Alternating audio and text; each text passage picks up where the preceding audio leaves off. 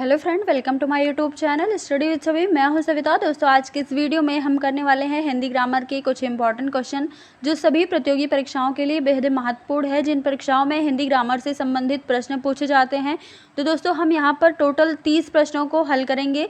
ये प्रश्न टीचिंग परीक्षाओं में भी अक्सर देखने को मिलते हैं, जैसे UP TET, C TET, MP TET, REET, KVS और कई सारी परीक्षाओं के लिए महत्वपूर्ण है। तो दोस्तों आइए आज के प्रश्न देखते हैं। आप सब वीडियो में एंड तक बने रहिएगा, जिससे आपकी हिंदी की तैयारी बेहतर रूप से हो सके। देखिए, यहाँ पर आज का पहला प्रश्न दिया गया है, सदैव में प्रयुक्त संधि का नाम क्या है। आपको बताना है सदैव में कौन सी संधि होती है। ऑप्शन है स्वर संधि, विसर्ग संधि, दीर्घ संधि या फिर व्यंजन संधि। जैसा कि ऑप्शन ए दिया गया है स्वर संधि, यहाँ पर सदैव में स्वर संधि हो जाएगा। इसका जो संधि विच्छेद है वो सदा प्लस एव होता है। अगला देखिए, सन्मति का सही संधि विच्छेद बताना है। ऑप्शन है सम प्लस मति, सत प्लस मति, सद प्लस मति या फिर सन प्लस मति। यहाँ पर ऑप्शन बी सही हो जाएगा। जो सन्मति का सही संधि विच्छेद होता है वो सत प्लस मति ही लिखा जाता है। ऑप्शन बी यहाँ पर सही है। अगला है इत्यादि का सही संधि विच्छेद क्या है, आपको ये बताना है। ऑप्शन है इत प्लस यदि, इति प्लस आदि, इति प्लस यदि या फिर इनमें से कोई नहीं। यहाँ पर ऑप्शन बी सही हो जाएगा। इत्यादि का जो सही संधि विच्छेद है वो इति प्लस यादि होता है, यानी कि आदि। ऑप्शन बी यहाँ पर सही है। अगला देखिए, निम्नलिखित में कौन सा शब्द वृद्धि संधि का उदाहरण नहीं है। यहाँ पर ये ध्यान रखिएगा कि आपको यहाँ पर ये पूछा गया है कि कौन सा उदाहरण नहीं है। ऑप्शन है सदैव, परमोदार्य, गुरूपदेश और जलोध। यहाँ पर ऑप्शन सी सही हो जाएगा। जो गुरूपदेश दिया गया है ये वृद्धि संधि का उदाहरण नहीं है और ये तीनों वृद्धि संधि के ही उदाहरण हैं। अगला देखिए, निम्न में से दीर्घ संधि युक्त पद कौन सा है, आपको ये बताना है। ऑप्शन है महर्षि, दैत्यारी, सूर्योदय या फिर देवेंद्र। यहाँ पर ऑप्शन बी सही हो जाएगा। जो दैत्यारी शब्द है ये दीर्घ संधि युक्त पद है। ऑप्शन बी सही है। अगला देखिए, इनमें से कौन स्वर संधि का उदाहरण है। आपको स्वर संधि का उदाहरण इनमें से पता करना है। ऑप्शन है संयोग, पवन, नमस्कार या फिर मनोहर। यहाँ पर ऑप्शन बी सही हो जाएगा। जो पवन शब्द है ये स्वर संधि का उदाहरण है। इसका जो विच्छेद होता है वो पो प्लस अन होता है। अगला देखिए, यहाँ पर वही क्वेश्चन आपसे पूछ लिया गया कि पवन का संधि विच्छेद क्या होता है। पिछले क्वेश्चन में आपको हम बता चुके हैं। ऑप्शन दिया गया है पा प्लस अवन, पो प्लस अन, पौ प्लस अन या फिर पा प्लस वन। यहाँ पर ऑप्शन बी सही हो जाएगा। जैसा कि पवन का जो संधि विच्छेद होता है वो पो प्लस अन होता है। ऑप्शन बी सही है। अगला देखिए, निम्नलिखित में से किस में व्यंजन संधि है, आपको व्यंजन संधि पता करना है। ऑप्शन है सप्तऋषि, सत्कार, हिमालय, निराधार। यहाँ पर ऑप्शन बी सही हो जाएगा। सत्कार में व्यंजन संधि प्रयुक्त होती है।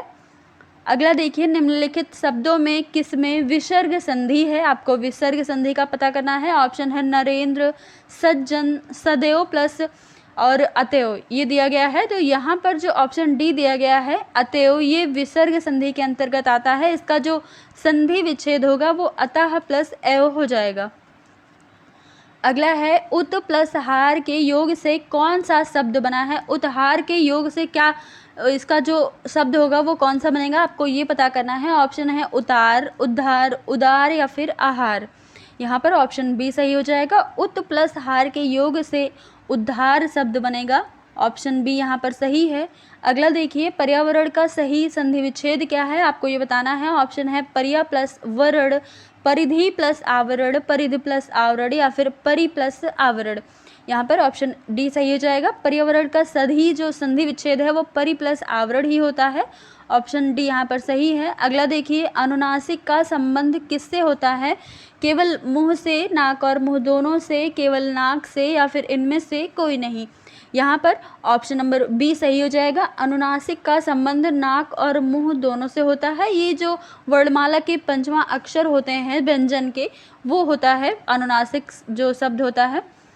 अगला देखिए, अनुनासिक व्यंजन कौन से होते हैं, वर्ग के तृतीय अक्षर, वर्ग के प्रथमा अक्षर, वर्ग के पंचमा अक्षर या फिर इनमें से कोई नहीं। यहाँ पर ऑप्शन सी सही हो जाएगा। जो अनुनासिक व्यंजन होते हैं वो वर्ग के पंचमा अक्षर होते हैं। अगला है हिंदी वर्णमाला में स्वरों की संख्या कितनी है, आपको ये बताना है। 8 होती है, 9, 11 या फिर इनमें से कोई नहीं। जैसे कि आप सभी जानते होंगे कि जो हिंदी वर्णमाला में स्वर की संख्या होती है वो 11 होती है। ऑप्शन सी यहाँ पर सही है। अगला देखिए, जो पहले कभी ना हुआ हो, आपको ये बताना है कि उसको एक शब्द में क्या बोलते हैं। ऑप्शन है अद्भुत, अनुपम, अपूर्व या फिर अभूतपूर्व। यहाँ पर ऑप्शन डी सही हो जाएगा। जो पहले कभी ना हुआ हो उसे एक शब्द में अभूतपूर्व कहेंगे। यहाँ पर ऑप्शन डी सही है। अगला है, जो कहा ना जा सके उसे क्या कहते हैं। अकथनीय, अगम्य, अजर या फिर अक्षम्य। यहाँ पर ऑप्शन ए सही हो जाएगा। जो कहा ना जा सके उसे अकथनीय कहते हैं। ऑप्शन ए सही है। अगला है, समय की दृष्टि से अनुकूल होता है, समयानुकूल, प्रतिकूल या फिर समानुकूल होता है। यहाँ पर ऑप्शन बी सही हो जाएगा। जो समय की दृष्टि से अनुकूल उसे समयानुकूल कहते हैं। ऑप्शन बी सही है।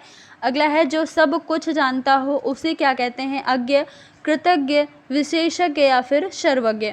तो यहाँ पर ऑप्शन डी सही है। जो सब कुछ जानता हो उसे सर्वज्ञ कहते हैं। अगला है, जिसकी गर्दन सुंदर हो उसे क्या कहा जाता है। सुदर्शन, सुग्रीव, सुगर्दन या फिर सुगत। यहाँ पर ऑप्शन बी सही हो जाएगा। जिसकी गर्दन सुंदर हो उसे सुग्रीव बोलते हैं। अगला है, पुरुष एवं स्त्री का जोड़ा क्या कहलाता है। पति पत्नी, दंपति, युगल या फिर युग्म। यहाँ पर ऑप्शन बी सही हो जाएगा। पुरुष एवं स्त्री का जो जोड़ा होता है उसे दंपत्ति कहते हैं। ऑप्शन बी सही है। अगला देखिए, कार्य को नए ढंग से करने की पद्धति क्या कहलाती है। पारस्परिक, नवागत रूप, आधुनिकीकरण या फिर नवीनीकरण। तो यहाँ पर ऑप्शन डी, जैसा कि कार्य को जब नए ढंग से करने की जो पद्धति होती है उसे नवीनीकरण के नाम से पुकारते हैं। यहाँ पर ऑप्शन डी सही है। अगला देखिए, जंगल में लगने वाली आग को क्या कहते हैं। दावा नल, कामा नल, बड़वा नल या फिर जठरा नल। यहाँ पर ऑप्शन ए सही हो जाएगा। जंगल में जो आग होती है, जो लगती है, उसे दावा नल के नाम से कहते हैं। यहाँ पर ऑप्शन ए सही हो जाएगा। जो जठरा नल होता है ये पेट में लगने वाली आग को बोलते हैं जठराग्नि, जैसे कि। अगला है, प्रश्नादि के उत्तर की अपेक्षा करने वाला क्या होता है। उत्तरायणी, उत्तरापेक्षी, उत्तरीय या फिर उत्तराधिकारी। यहाँ पर ऑप्शन बी सही हो जाएगा। प्रश्नादि के उत्तर की अपेक्षा करने वाला उत्तरापेक्षी होता है। ऑप्शन बी यहाँ पर सही है। अगला है, ज्येष्ठ का विलोम शब्द क्या होता है, आपको ये बताना है। पूर्व, अग्रज, कनिष्ठ या फिर भूत। यहाँ पर ऑप्शन सी सही हो जाएगा। ज्येष्ठ का विलोम कनिष्ठ होता है। अगला है, गमन का विलोम शब्द क्या होता है। चढ़ना, जाना, उतरना या फिर आगमन। यहाँ पर गमन दिया गया है, गमन का विलोम जो होता है वो आगमन होता है। ऑप्शन डी सही है। अगला है, अवनि का विलोम बताना है। आसमान, गमन, अंबर और आकाश। यहाँ पर अवनि का जो विलोम होगा वो ऑप्शन सी यानी कि अंबर हो जाएगा।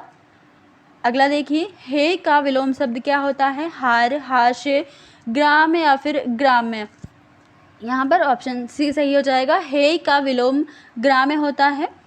अगला है, श्री गणेश का विलोम शब्द आपको बताना है। ऑप्शन है विनाश, इति श्री, श्री राधा या फिर इनमें से कोई नहीं। तो यहाँ पर जो श्री गणेश का विलोम होता है वो इति श्री होता है, यानी कि ऑप्शन बी सही है। अगला देखिए, अथ का विलोम क्या होता है। अंत, अध, अर्थ या फिर इति। यहाँ पर ऑप्शन डी सही हो जाएगा। अथ का विलोम इति होता है, ये याद रखिएगा। अगला है, अम्लीय का पर्यायवाची शब्द क्या होता है। ये आज का लास्ट प्रश्न है। ऑप्शन है विष, आम्र, मधुप या फिर सुधा। यहाँ पर ऑप्शन डी सही हो जाएगा। अम्लीय का पर्यायवाची सुधा होता है। तो दोस्तों ये थे आज के प्रश्न। फ्रेंड, आप सबको आज के प्रश्न कैसे लगे कमेंट में ज़रूर बताइएगा। फिर मिलेंगे ऐसे ही लाजवाब प्रश्नों के साथ। धन्यवाद।